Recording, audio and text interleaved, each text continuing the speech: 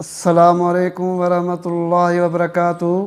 नाज़रीन, अगर रोज़े की हालत में किसी मुसलमान को गुस्ल वाजिब हो जाए, क्या उसके वाजिब होने के बाद उसका रोज़ा टूट जाएगा या रोज़ा मकरूह हो जाएगा या रोज़ा रह जाएगा? नाज़रीन, मैं आपको इसके बारे में वज़ाहत करने जा रहा हूँ कि रोज़े की हालत में अगर किसी मुसलमान के ऊपर गुस्ल वाजिब हो जाए तो उसको गुस्ल किस तरह करना है, उसका तरीक़ेकार क्या है और उसकी एहतियातें क्या हैं। नाज़रीन, सबसे अव्वल सीरी करने के बाद अगर आपको गुस्ल वाजिब हो जाता है तो गुस्ल वाजिब होने के बाद आपने नमाज फ़जर से पहले या आपने फ़जर की नमाज़ पढ़ ली, ज़ुहर की नमाज के टाइम शुरू होने से पहले आप उठ जाएंगे और उठने के बाद फिर आपने क्या करना है, फिर आपने इस्तिंजा खाने में जाना है। चाहे आपको पेशाब की हाजत हो या न हो, आपने पेशाब कर लेना है। पेशाब क्यों करना है, हमने काफ़ी वीडियो में आपको इसकी वजाहत बताई है कि इंसान के ऊपर जब गुस्ल वाजिब होता है तो मनी के कतरे उसके शर्मगाह के अंदर रह जाते हैं। यानी जब वो पेशाब करता है तो पेशाब करने के बाद वो मनी के कतरे पेशाब के पानी के साथ बाहर निकल आते हैं, यानी अंदर कोई भी कतरा नहीं रहता। फिर जब मनी के कतरे बाहर निकल आए तो फिर उसके बाद अपनी शर्मगाह को अच्छे तरीके से धो लेना है। यानी धोने के बाद फिर आपने इस्तिंजा खाने वाली जगह को जिधर से पायखाना करते हैं तो आप उसको भी अच्छे तरीके से धो लेंगे ताकि वो मुकम्मल गीली हो जाए। फिर उसके बाद फिर आपने 3 मरतबा साबुन से या मिट्टी से अपने दोनों हाथों को अच्छे तरीके से धो लेना है। धोने के बाद फिर आपने रोज़े की हालत में गरारे नहीं करने हैं। आपने रोज़े की हालत में नाक में नरम हड्डी तक पानी नहीं चढ़ाना है। आपने ये एहतियात करनी है।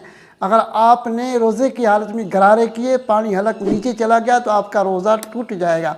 अगर आपने रोज़े की हालत में नाक में पानी चढ़ाया और पानी दिमाग से हलक में चला गया तो फिर भी आपका रोज़ा टूट जाएगा। और रोज़े की हालत में आपने ये एहतियात करना है कि रोज़े की हालत में आपने गरारे नहीं करने, सिर्फ कुली करनी है वज़ू की तरह। फिर उसके बाद फिर आपने रोज़े की हालत में नाक में पानी डालना है वज़ू की तरह। फिर उसके बाद फिर आपने अपने चेहरे को धो लेना है, अच्छे तरीके से गीला हो जाए। और फिर उसके बाद सीधी बाजू को केहनू समेत धो लेना है। फिर उसके बाद उल्टी बाजू को केहनी समेत धो लेना है। फिर उसके बाद आपने सर का मसा कर लेना है। फिर उसके बाद सुन्नत के मुताबिक 3 मरतबा चुरू भर कर सर के ऊपर पानी डालना है।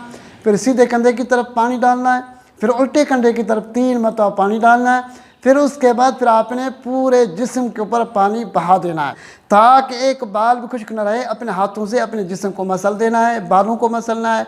फिर अगर आपके चेहरे मुबारक के ऊपर दाढ़ी मुबारक सजी हुई है उसको अच्छे तरीके से खोल कर बालों को डालना है और अपने बगलों के नीचे जो है कि उसको गीला कर देना है। फिर उसके बाद आपके जो घुटने हैं उसके पीछे वाली जगह को अच्छे तरीके से गीला कर लेना है। और मर्द को ये एहतियात करनी है कि खस्सियों के नीचे तक यानी पानी पहुँचाना है ताकि कोई भी जगह खुश्क न रहे। अगर कोई भी जगह खुश्क रह गई तो उसका गुस्ल नहीं होगा।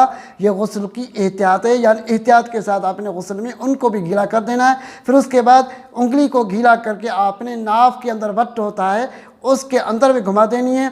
फिर उसके बाद अच्छे तरीके से अपने जिस्म को हाथों के साथ मसल कर यानी पानी पहुँचा देना है। आप मुकम्मल पाक हो गए।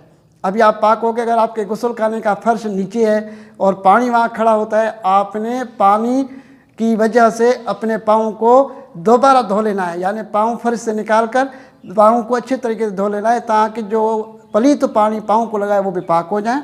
अगर आपके कपड़े पलीत हो गए, कपड़ों को नजास्त लगी हुई है, आपके पास नमाज के लिए और कपड़े नहीं हैं, यानी और कपड़ों का बंदोबस्त नहीं है और आपके पास वही जोड़ा है जिनको गिलाजत एहतलाम के दौरान लग चुकी है, अभी आप उस गिलाजत को गुस्ल करने के बाद आप धो सकते हैं 3 मरतबा अच्छे तरीके से। यानी पानी लगाकर उसको अच्छे तरीके से आप मसलेंगे ताकि जो गिलाजत के निशान है वो मिट जाएँ।